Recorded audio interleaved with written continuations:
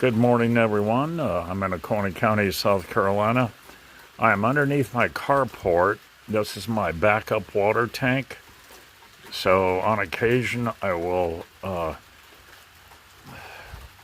or twice a year, I will use my 12-volt pump to pump water to my main tank. It's hard to see from here. But right now, it is raining. I don't know if you can see it. Not a lot. I'm not capturing all the water, but it helps. So next year, or later this year, I'm going to get another 275 and replace. I've got a 25-gallon tank right there. I'm going to put a 275, another one right there.